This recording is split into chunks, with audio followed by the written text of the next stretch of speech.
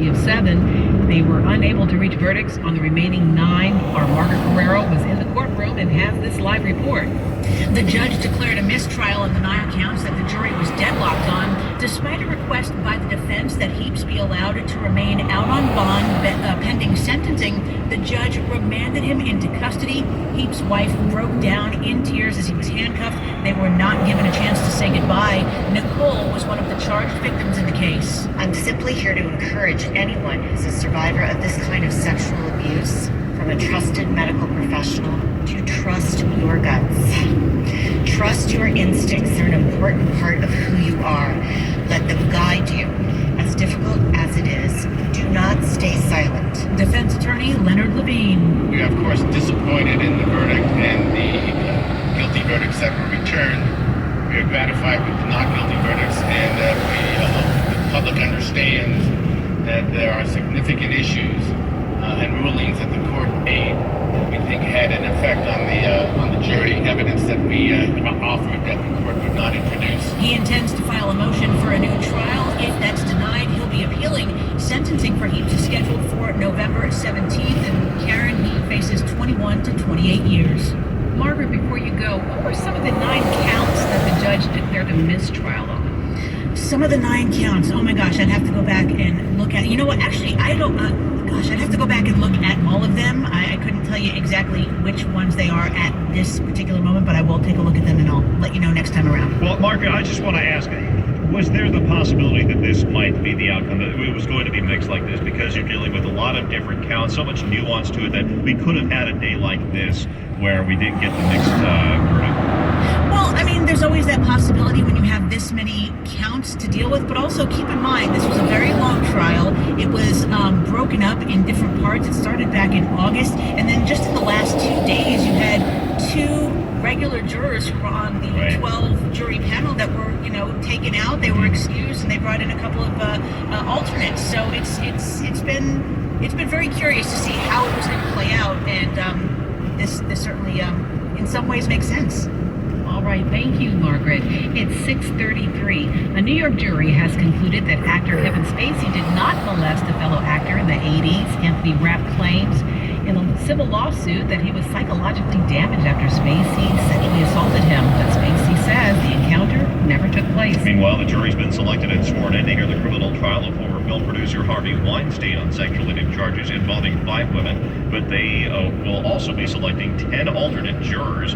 Opening arguments expected on Monday. Weinstein was extradited from New York, where he was convicted of raping an aspiring actress and of a criminal sex act against a production assistant. A new study finds a sharp increase in the number of sexual assault survivors who visit emergency rooms. Dr. Erica Marsh, one of the authors of the study, says part of the reason is changing attitudes. Campaigns like the Me Too campaign, prosecution of people that had previously been able to perpetrate these crimes without being called out, and the fact that we're starting to change that more and more. In 2006, just over 3,600 cases of sexual assault were reported.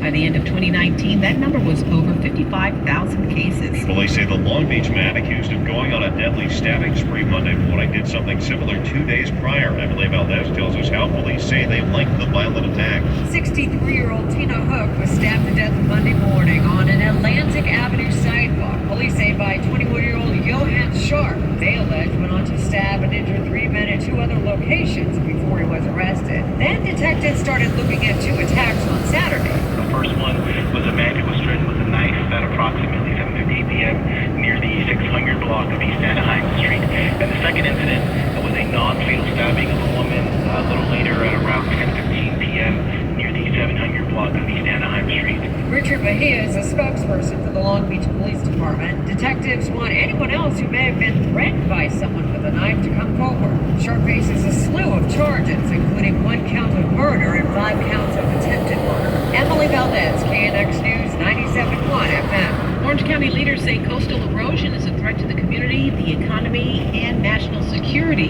For Natalie Tavidian reports. OC Supervisor Katrina Foley wants fellow elected leaders to create big picture solutions to coastal erosion in the county, saying recent short-term plans weren't enough. That whole system there is moving to Camp Pendleton. Accessing the railroad system is a key part of Camp Pendleton list of possible solutions are being tossed around. They look at how do we address our flood channel systems and maybe collect sediment that can then be used onto the beaches. Of course, that have to go through approvals through Coastal Commission. During an emergency meeting this week, Orange County Transportation Authority said erosion has moved the tracks quite a bit in the last year. It approved a $12 million project to put steel anchors to prevent the tracks from pushing toward the ocean. Natalie Tavidian, KNX News, 97.1 FM. Some tax relief coming in the new year. We're after traffic at 6:36. Your traffic and weather together. Let's get you over to Brian Douglas. Well, let's talk about El Tráfico, Brian Ping. Yes. That is the soccer game that's happening here in Bank of California Stadium. See, I didn't know it was called that, so you let me know, and I appreciate it. I'm a soccer fan, too. I know, really. Soccer guy, too. I'm a soccer guy and a coach. I didn't even know that, but anyway, now I do. We've got the big game. It's the Galaxy and LAFC. It's a semifinal. It's actually happening tonight. And then right up the road at the old Staples Center, which is crypto.com now, arena, it's Lakers and Clippers. So that 110 extra tough on that northbound. So I just talked to a tipster. He was in the Metro Express lane saying, we're not moving and everybody else is. And you're paying for those darn lanes too. So it's tough on that 110 bottom line from the 105 all the way up into downtown. Southbound's going to be slow to about Sloss, and then the speeds slowly improve there. If you're on the 91 and you're coming westbound, right for the 110, we have an injury crash, everything to the right shoulder. I believe the fire department just took off. Still have a little bit of residual slowing because of that. 405 north from Culver Boulevard, slowing begins. Still tough as you make your way up into the San Fernando Valley. Our South 405 is going to be heavy from just past Wilshire as you make your way down towards LAX. Hollywood Freeway's been kind of stubborn all afternoon as well. Southbound from the Cahuenga Pass, you're going to be slow from almost Lankershim down into downtown. Maybe some more of that game traffic. Northbound out of downtown, it's going to be pretty slow as well up towards Universal City. Next report, 645 from the ToyotaGlendora.com, 24-hour traffic center. Clouds tonight and lows getting down into the 60s. Those clouds lingering for coastal areas into your Friday morning. Wild sunshine, 70s and 80s. But then on Saturday, it's going to feel like fall again. Overcast skies, passing rain showers, and highs only getting into the 60s for most of the area. Right now in Irvine, it's 81. 78 currently in Santa Fe Springs, and you got 75 in Culver City. It's 6:38. Need a reform in how federal emergency resources will be deployed when fire danger is high in California. It's passed in the Senate. RP Demetrio says they're calling it the Fire Act, and it's headed for the House. If it gets a green light from that body and a signature from President Biden, the new laws would allow the Federal Emergency Management Agency to pre-deploy their personnel and equipment when weather conditions point to an extremely high risk of fire anywhere in California, or for that matter, the nation. Senator Alex Padilla says it's a missing component in overall disaster preparedness. The concept of wildfires, the severity of the frequency that we're seeing, is relatively new. And so we need to update our outdated systems at FEMA, and that's why I introduced the Fire Act. In addition to the pre-deployment concept, Padilla says with FEMA on the ground, not waiting for declarations and authorizations, more rapid repair of destroyed infrastructure and upgrading it to survive in the future will become a standard and more effective policy.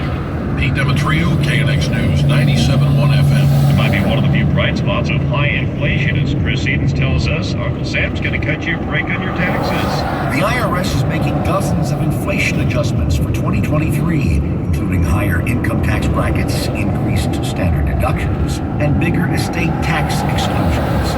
If it sounds like a lot, Rafael Tolino of the IRS says it is. More than 60 tax provisions are being affected, and my 20 plus years here haven't seen the boost that we're going to see beginning in 2023 like we are going to see. Tolino reminds us the tax benefits are for next year, meaning they'll come into play when you do your taxes in the spring of 2024. But if you want to be proactive, he says you can adjust the deductions from your paycheck beginning this upcoming January. Chris Seaton's KNX News 97.1 FM. When it comes to corporate boardrooms, women have long been a minority, and now, as we hear from our Charles Feldman, women are leaving corporate leadership roles at an alarming rate. And that is not what experts in the field want to hear, but it is the result of an annual study of women employees at hundreds of American companies. I guess I'm not surprised, but I am sad. Amy Edmondson is a professor of leadership and management at the Harvard Business School. Well, I think it's happening because organizations are not doing a good enough job to create the conditions whereby